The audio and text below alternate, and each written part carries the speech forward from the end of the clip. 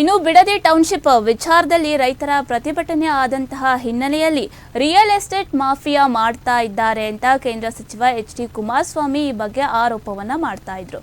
ಇದೀಗ ಈ ವಿಚಾರಕ್ಕೆ ಸಂಬಂಧಪಟ್ಟಂತೆ ಕೆ.ಎನ್. ರಾಜಣ್ಣ ಪ್ರತಿಕ್ರಿಯೆಯನ್ನ ನೀಡ್ತಾ ಇರುವಂತದ್ದು ಮಾಧ್ಯಮಗಳೊಂದಿಗೆ ಮಾಜಿ ಸಚಿವ ಕೆ.ಎನ್. ರಾಜಣ್ಣ ಪ್ರತಿಕ್ರಿಯೆ ನೀಡಿದ್ದಾರೆ.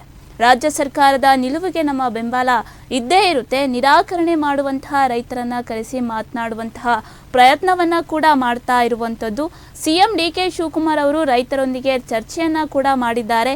ರೈತರ ಸಮಾಲೋಚನೆಯೊಂದಿಗೆ ಮನವೊಲಿಸುವಂತಹ ಪ್ರಯತ್ನ ಸ್ವಾಗತಾರ್ಹ ಅಂತ ಇದೀಗ ರಾಜಣ್ಣ ಈ ಬಗ್ಗೆ ಮಾಹಿತಿಯನ್ನ ಕೊಟ್ಟಿದ್ದಾರೆ. ಮುಂದಿನ ದಿನಗಳಲ್ಲಿ ಸರ್ಕಾರಕ್ಕೆ ಹಿನ್ನಡೆ ಆಗಲ್ವಾ ಅನ್ನೋ ವಿಚಾರಕ್ಕೆ ಸಂಬಂಧಪಟ್ಟಿದ್ದೆಯೂ ಕೂಡ ಸರ್ಕಾರ ನಡೆಸುವಾಗ ಎಲ್ಲರನ್ನ ತೃಪ್ತಿಪಡಿಸಲು ಆಗೋದಿಲ್ಲ.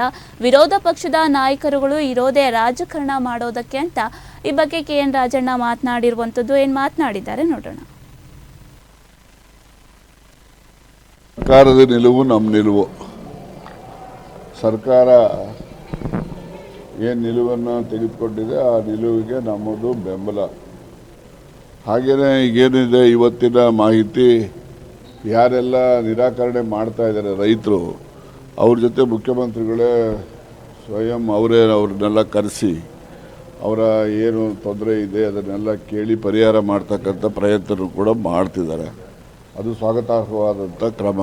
ಯಾಕೆಂದರೆ ರೈತರ ಜೊತೆ ಸಂವಾದ ಮಾಡಿ ರೈತರ ಮನವೊಲಿಸಿ ಮಾಡ್ತಕ್ಕಂಥದ್ದು ಎಲ್ರಿಗೂ ಕೂಡ ಅದು ಸ್ವಾಗತ ಮಾಡ್ತಕ್ಕಂಥ ಕ್ರಮ ಅಂತೇಳಿ ನಾನು ಕೂಡ ಈ ಸಂದರ್ಭದಲ್ಲಿ ಹೇಳಿದ್ದೆ. ಸರ್ಕಾರ ಮತ್ತು ಪಕ್ಷಕ್ಕೆ ಡ್ಯಾಮೇಜ್ ಆಗಲ್ಲ ಸರ್? ಹಳೆ ಮೈಸೂರು ಭಾಗದಲ್ಲಿ ಹಿನ್ನಡೆ ಆಗಲ್ವಾ ಸರ್? ನೋಡಿ, ಸರ್ಕಾರ ನಡೆಸುವಾಗ ಎಲ್ಲರೂ ತೃಪ್ತಿಪಡಿಸೋಕ್ಕೂ ಆಗೋದಿಲ್ಲ. ಒಂದು 10%ಗೆ ತೃಪ್ತಿ ಆದರೂ ಕೂಡ 90% ಜನರಿಗೆ ತೃಪ್ತಿ ಆಗುತ್ತಲ್ಲ. ಈಗ ಭಾಳಷ್ಟು ಜನ ಚೆಕ್ಗಳೆಲ್ಲ ತೊಗೊಂಡಿದ್ದಾರೆ, ಅವ್ರದ್ದೆಲ್ಲ ಭೂಮಿಗೆ ಅಷ್ಟೊಂದು ಬೆಲೆನೇ ಬರ್ತಿರಲಿಲ್ಲ, ಇವರು ಕೊಟ್ಟಿದ್ದಾರೆ. ಮತ್ತು ಇನ್ನೊಂದು ಶೇರಿಂಗೂ ಕೂಡ ಆಪ್ಷನ್ ಕೊಟ್ಟಿದ್ದಾರೆ. ದುಡ್ಡೇ ಒಂದೇ ಅಲ್ಲ, ನಿಮಗೆ 50% ನಾವು ಡೆವಲಪ್ಡ್ ಏರಿಯಾ ಕೊಡ್ತೀವಿ ಅಂತ ಅಂದರೆ ನೀವು ಸಂತೋಷವಾಗಿ ರೈತರೆಲ್ಲ ಒಪ್ತಾರೆ. ಅದಕ್ಕೇನು ಇಲ್ಲಿ ವಿವಾದ ಮಾಡ್ತಿರೋದು ಕುಮಾರಸ್ವಾಮಿ ಅವರು ಸರ್. ಅಲ್ಲ, ನಾನು ನೋಡಿ, ವಿರೋಧ ಪಕ್ಷದವ್ರು ಇರೋದೇ ರಾಜಕಾರಣ ಮಾಡೋಕ್ಕೆ. ಅದರಲ್ಲಿ ಕುಮಾರಸ್ವಾಮಿ ಅವರು ಕೂಡ ಒಂದು ವಿರೋಧ ಪಕ್ಷದ ಭಾಗ. ಅದರಿಂದ ಸರಿ ತಪ್ಪು ಅಂತ ಹೇಳಿ ನಾವು ಆಡಳಿತ ಪಕ್ಷದವ್ರು ಹೇಳೋಕ್ಕಾಗ್ತದೆ? ವಿರೋಧ ಪಕ್ಷದವ್ರು ಅವ್ರ ಕೆಲಸ ಅವ್ರು ಮಾಡ್ತಾರೆ, ನಾವು ಆಡಳಿತ ಪಕ್ಷದವ್ರು ನಮ್ಮ ಕೆಲಸ ನಾವು ಮಾಡ್ತೀವಿ. ಚರ್ಚೆಗೆ ಬನ್ನಿ ಅಂತ ಕುಮಾರಸ್ವಾಮಿ ಅವರು ಕೂಡ ಪತ್ರವನ್ನು ಬರೆದಿದ್ದಾರೆ. ತಪ್ಪ, ಈಗ ಚರ್ಚೆಗೆ ಹೋದರೆ ಇವ್ರ ಕಡೆನೂ ಜನ ಬರ್ತಾರೆ, ಅವ್ರ ಕಡೆನೂ ಜನ ಬರ್ತಾರೆ.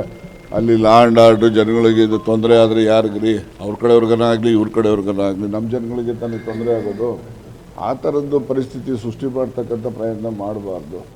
ಬೇಕಾದರೆ ಮಾಧ್ಯಮದವ್ರ ಮುಂದೆ ಒಂದು ಎಲ್ಲರೂ ವಿಧಾನಸೌಧದಲ್ಲಿ, ಯಾವುದೇ ವಿಧಾನಸೌಧ ಆಗಲಿ ವಿಕಾಸಸೌಧ ಆಗಲಿ, ಒಂದು ಯಾವುದಾದ್ರು ಕಾನ್ಫರೆನ್ಸ್ ಹಾಲಲ್ಲಿ ಮಾಧ್ಯಮದವ್ರ ಮುಂದೆ ಚರ್ಚೆ ಮಾಡಲಿ.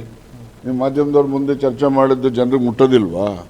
ಅದನ್ನು ಜನರ ಮುಂದೆನೇ ನಾವು ಶೋ ಮಾಡೋಕ್ಕೆ ಹೋಗಿ ಅಲ್ಲೇನೋ ಅಹಿತಕರ ಘಟನೆ ಆದರೆ ಯಾರು ಜವಾಬ್ದಾರಿ ಅದಕ್ಕೆ? ಈಗ